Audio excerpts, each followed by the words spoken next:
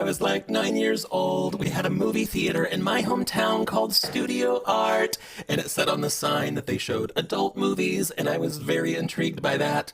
So every time we would pass it, I would be like, Mom, can we go to Studio Art? And she'd be like, no, we can't. And I'd be like, why? And she'd say, they don't have movies there that you would like.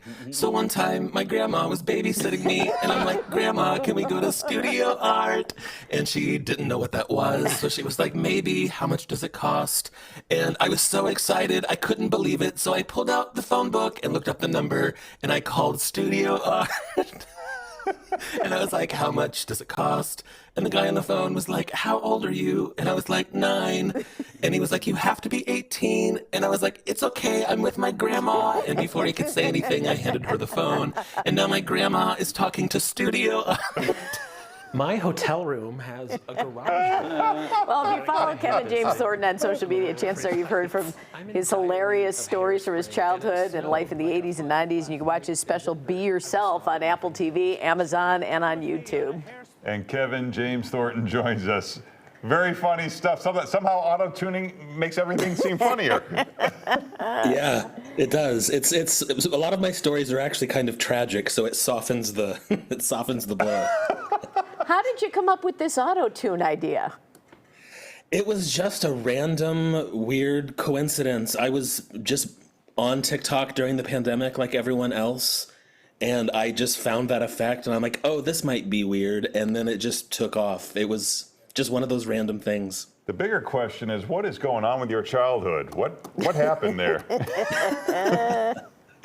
You know, everyone says, like, how do I have so many wild stories? But I think everyone probably has wild stories. If you just start really thinking about what went on when you were growing up, everyone experienced a lot of weird things, I bet. Well, here's a story about your Star Wars action figures. Let's enjoy.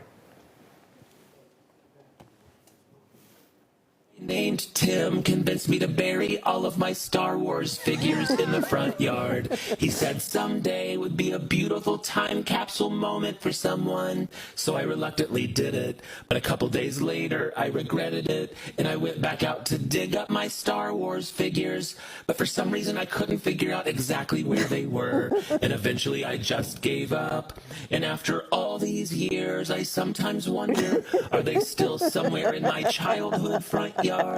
Or did someone have a beautiful moment where they went to plant a tree or perhaps a garden, and then down in the soil was Chewbacca staring up at them? But literally just now it occurred to me that Tim stole my Star Wars figure. There's it.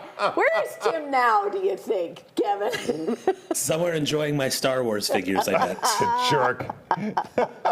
Kevin, do you ever worry that you're going to run out of stories to do? Because I think about posting stuff. I'm a comic too, but I don't post nearly as much as you do because I just don't feel like I have anything to put on there. It never ends. I know. Well, that's the nature of social media too.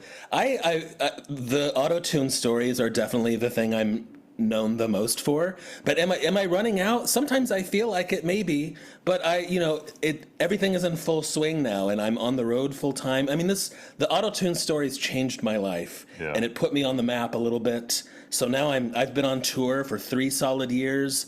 Wow. I've been over to 150 cities all over the world. So I mean, I've honestly moved on to some other types of content, but still, the auto-tune stories are definitely the thing most people know me for. I was looking over your stand-up. There was one clip that I didn't have a bunch of time, but just found out I was doing this. The clip about healthy eating in the 90s and the restaurant chain that was the epitome of healthy eating. Right.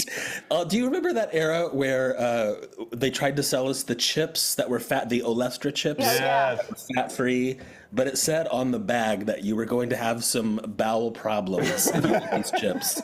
That was such a 90s thing, and we ate the chips anyway. Yeah. Right, and it was Subway footlongs, right? If you ate Subway footlongs, you were going to be fine.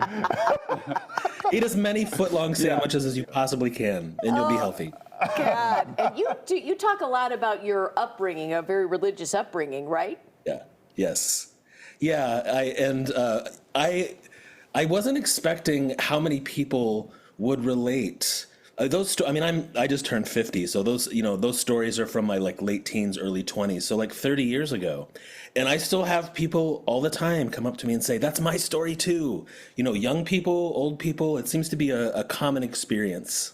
It's good stuff. KevinJamesThornton.com. Thank you so much. Great to talk to you.